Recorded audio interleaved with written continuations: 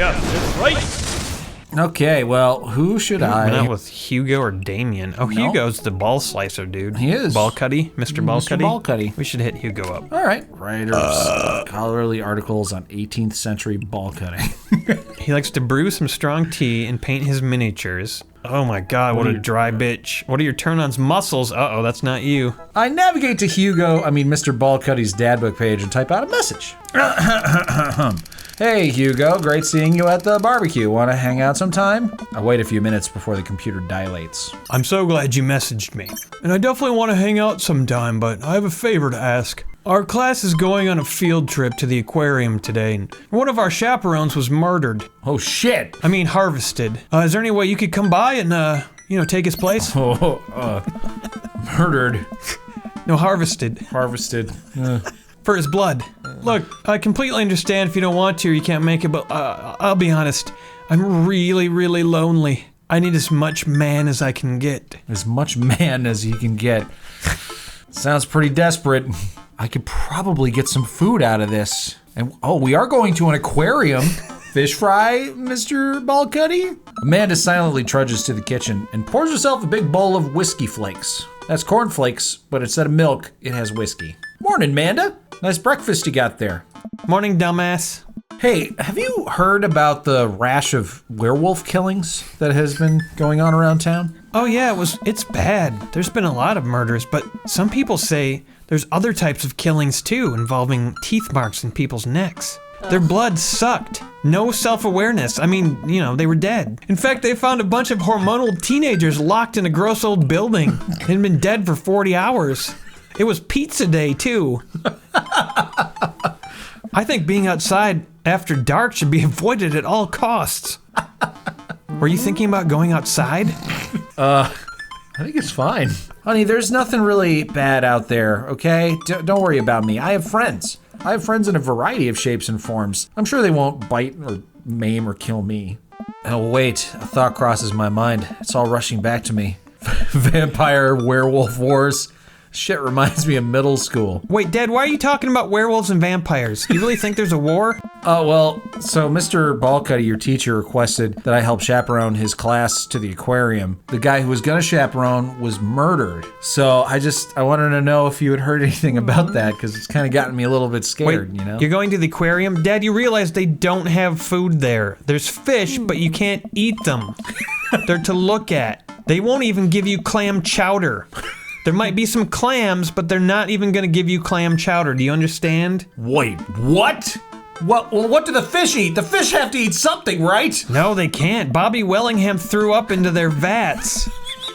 The fish just eat that. And so the fish would just eat that. At least the time I was there, that's what happened. It haunts me. Watching them eat stuff that came out of his mouth. Right, let's leave that story firmly in the past. It actually made me slightly less hungry. It's one of the only things that's ever done that to me. Anyway, you should do it. Mr. Ballcutty sounds like he could really use your help. Plus, you really need the exercise. Amanda, I get kind of weird when I exercise. Physical activity makes me nervous. What, are you worried that your knee is gonna pop out of its socket? And you'll break your legs? Don't you put that fear into my heart. God. Oh, do they have penguins there? Yeah, they have penguins there. Why? Because you look like a fucking penguin. Look at your out-of-shape, overweight body. You waddle just like a penguin. Ignoring her, I waddle back over to the computer and let Hugo know that I'm available. He tells me to meet him at the aquarium and gives me the address. I grab my keys and my wheel of cheese and I punch Amanda on the forehead before I head out. Fuck you, penguin! I arrive at the aquarium to find that the school buses are filled with children beating each other. Preteens huddle around their comatose teachers on the ground, kicking them, daring each other to be the first one to break their teacher's skull open. Hugo jogs up to me, looking frazzled, bloody, but still alive. Oh, I'm so glad you're here. Oh, we need your help. Oh, Hugo! What the hell's happening? The kids are murdering all of us. We're short-handed and they won't stop beating us and screaming and lighting fires. It's the case with all middle schoolers. I've raised a kid. I've never seen this type of behavior. This is not normal. Great, well, it's you and me chaperoning this group of 10 maniacs. They're over there by the remains of the hall monitor. Hugo walks me over to a gaggle of preteens who are all sitting on the ground playing with some entrails. They're at least not kicking dead teachers like some of the other groups, so we're off to a good start. Can you guys please put the entrails back in the hall monitor's body? All the kids look up for a moment to stare at Hugo. They then go back to smearing bile all over their faces. At least they're, quiet. Maybe they're too quiet. Probably just getting ready to kill again. There's no way. They're too busy worrying about not getting those intestines stuck in their braces. They're cannibals after all. Wow. The class starts filing into the aquarium, and Mr. Ballcutty hands out massive stapled packets of paper to each kid. These are warrants for all of your arrests. After this tour is over, you will all be taken in and put in jail without bail. And no, you don't get a lawyer. You're minors. The kids collectively groan and grab the sheets from Hugo. Their bloodlust seems to be satisfied for now. So, how'd you get those? What the hell's in those things? Honestly, I was just kidding about the warrants. It's a little in-joke I have with the kids. These are just forms they fill out that say they have nothing to do with that murder that happened outside. You mean the multiple murders? Yeah. I don't like that very much. I feel like they should be held accountable for their actions. Wait, why are you the only teacher that they didn't kill? And how did you get them to stop killing? But perhaps more pertinent is why, as an English teacher, you would be taking your children to an aquarium. Well, the thing is, there's a lot of creatures in the ocean that look like balls. And I just thought the kids should be exposed to nature's balls. Oh. See what I'm saying? Sure. And this aquarium, as you can see, has lots of things that look like balls. Colorful, brightly multicolored balls. And they all have blood in them. It's beautiful, isn't it? Okay. While the cannibal monster kids hunt the halls of the aquarium looking for unlucky patrons to mutilate, Mr. Ballcutty and I wander over to a large tank filled with brightly colored and ball-shaped fish. Hugo points to a brown and white pufferfish with long spines. That right there is a lionfish. Did you know that a human's balls can expand up to 30 times in size? Think about how much blood must be in there. Whoa. Some balls are venomous, too. Balls are hardcore. You think that's hardcore? Take a look at my balls. Hugo points to his spiny, grumping-looking balls hanging out near the bottom of his pants. Those are my balls. The most venomous balls in the world. Oh my god. You just, keep them there? Down by your feet?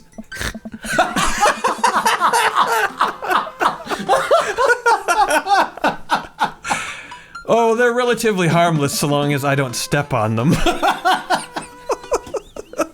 What happens if you step on them? Oh. Testicle necrosis. Cool. Balls are great. Man, Hugo seems to know a lot about balls. I feel the overwhelming need to impress him. Hey, see these balls over here? Yours? Yeah, that's my balls. I call mine blue nose wiggly balls. Yeah, there's not much special about them, except that they're blue. Yeah. Yeah? Did you know that? These are the only balls that have been known to give people clinical depression. Are you serious? Your balls give people clinical depression? Serious as a heart attack. We're talking balls here. There's no time for jokes. But your balls are funny. They're not giving me depression at all. Right. Apparently my depressing blue balls are not good enough to impress the man with the most venomous balls in the world.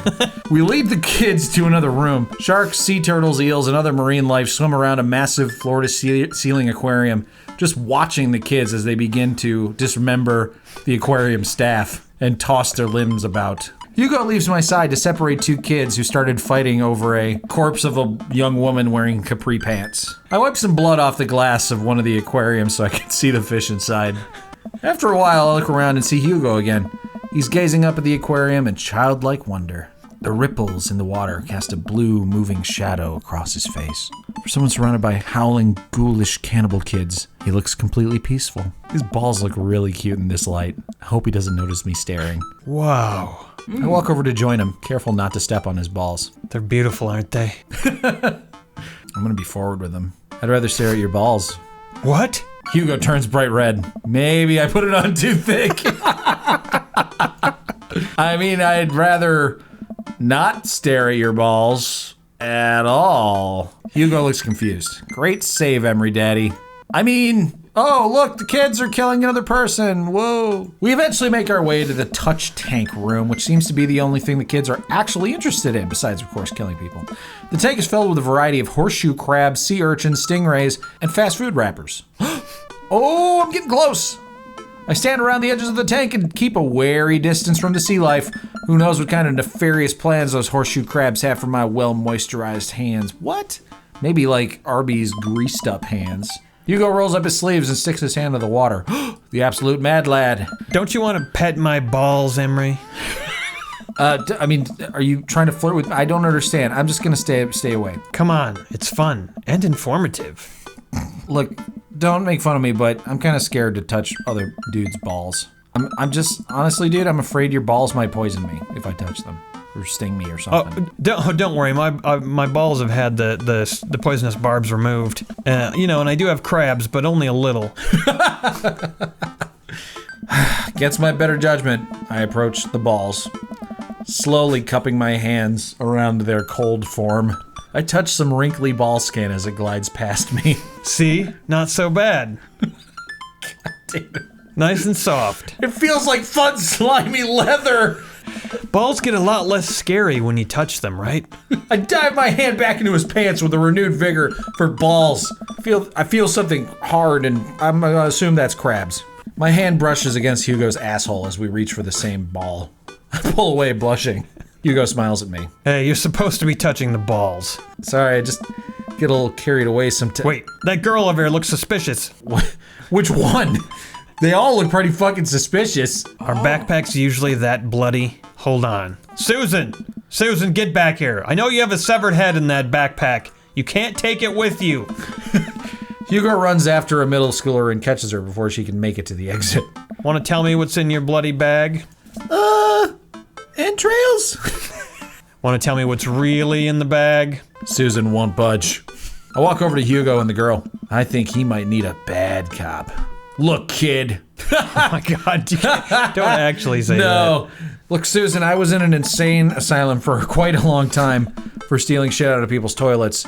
And I can tell you that what you're doing is just as bad, if not worse. You're not a vampire. You can't tell me what to do. Don't make me bite out your throat and play with your eyeballs. No, he isn't, but I work for them. And he's under my protection. Put the bag down, Susan. Next time we won't say please. And what... Wait a second, you work for vampires? Susan glares at Mr. Ballcutty for a moment before dropping her book bag on the floor. It lands with a wet, bloody slap. We stare at it for a moment before it starts to move.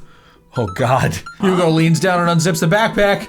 A zombie dog frantically crawls its way out of the backpack and across the floor. An employee flees for her life, but the vicious zombie dog tackles her and rips her throat out in one swift motion. She gives us a pleading look before the light leaves her eyes permanently. Jesus, Susan!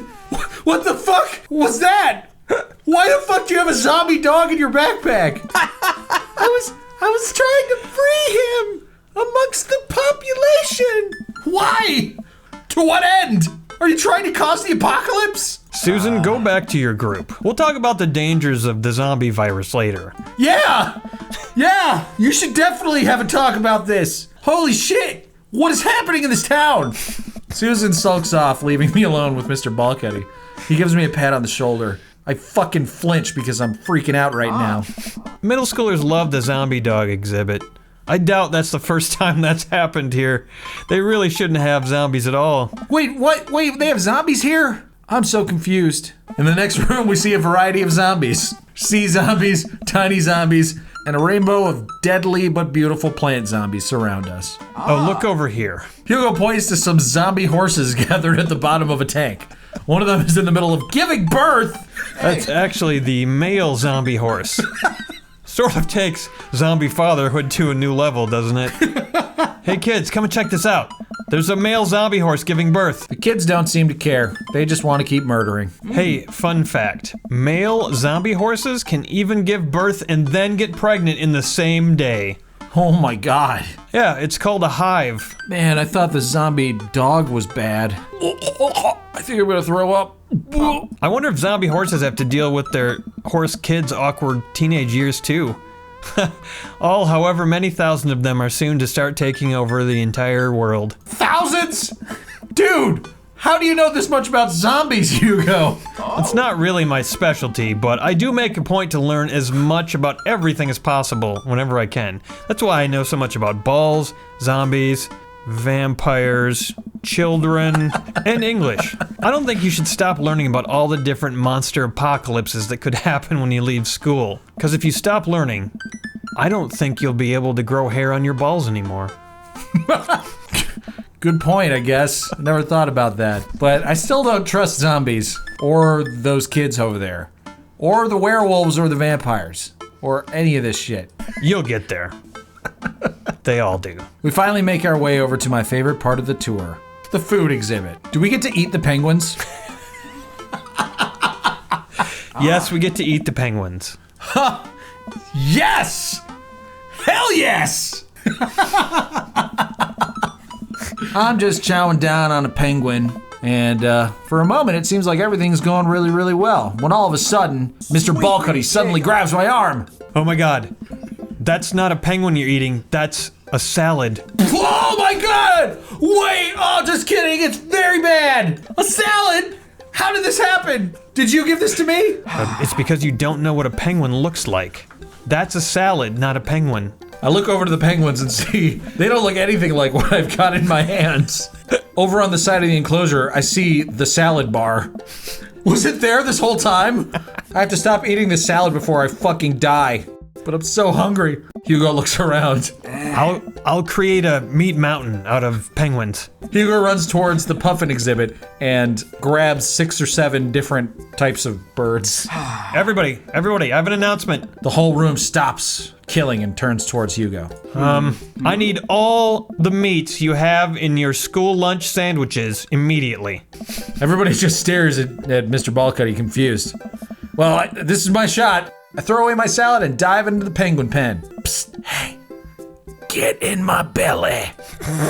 A penguin whips around to look at me, its nose pink from the cold. You can't be there. You have to be in here, in my belly. Is that the sound a penguin makes? I don't think so. I guess that's the sound a penguin makes. I try to walk over to the penguin, but the ground is so icy that I just end up slipping. I catch myself before I hit the ground, but the penguin laughs at me. Contrary to popular belief, meat mountains are made out of 6 different types of meat, not 7. So I can understand some confusion when we're discussing what kind of meat I need for this meat mountain that I'm asking you all for meat for right now. Mr. Ballcutty just bought me a few more seconds to kill and eat this penguin. Penguin, what the hell are you doing? Get over here. Where are you gonna go? We're in a fucking enclosed pen. I'm gonna eat you no matter what. It's just a matter of time. Look, I don't have fucking time for this. Just get in my mouth, bitch. It's a little known fact that meat mountains are actually illegal in most countries, especially ones with cold climates. With some exceptions. I mean, like if you were to go to Russia, some of the provinces of Russia do allow meat mountains, but other ones don't because they consider it too threatening to freedom. Did I mention that on average they have at least 17,000 calories? The crowd is starting to lose interest. Oh no, I'm running out of time. I must eat this penguin. Hey look, I'll give you $20 right now if you let me eat you. The penguin thinks for a second. I reach in my pocket and pull out everything I have. All right, well, I have $12 and some change. Also, there's a button here. Is that enough, penguin? We move to shake on our arrangement before I suddenly grab the penguin by its fucking penguin body and shove the whole goddamn thing into my mouth. I ain't gonna pay that fucking penguin. Oh shit. Oh fuck. What You I gotta gotta block the bird. Whoa. Oh boy. Oh god, there's a lot of them. Yeah, well, I have infinite hands, so it doesn't fucking matter. There you go. No problem. I don't know what that little girl's doing there, though. It's kind of weird. It's just supposed to be me and a penguin. Oh shit, I don't know, you're not pushing them back now so much. There we go. Mission complete. Fucking penguins escaped my hungry wrath. 0. Yeah! Wow. Oh, yeah, that was delicious. Just in time, too.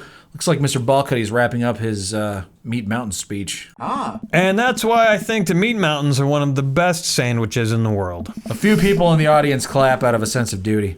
I clap wholeheartedly, because I totally agree. Mr. Ballcutty spots me from across the way and runs over. Emre Daddy, what were you doing in there? Oh, that's right. You're making me a meat mountain. I was eating a penguin, Mr. Ballcutty. I got you this meat mountain made out of all the other children's sandwiches. Well, I mean, I'll still eat that meat mountain. Like, there's no reason not to. One of the penguins that I didn't eat turns to me. What? Did that penguin just talk to you?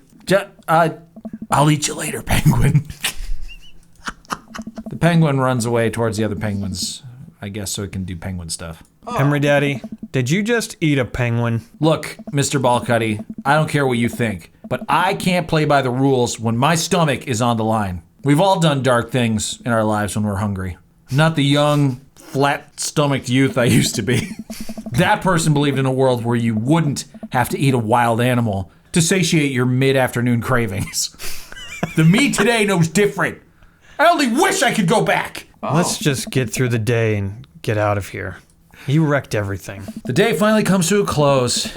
After everybody who worked at the aquarium is dead, the entire field trip is ushered through a nightmarish wasteland of dismembered corpses, feasting zombies, and of course, penguins. As we leave the aquarium and the kids load onto the buses, Mr. Ballcutty pulls me aside. Hey, thanks for helping out today.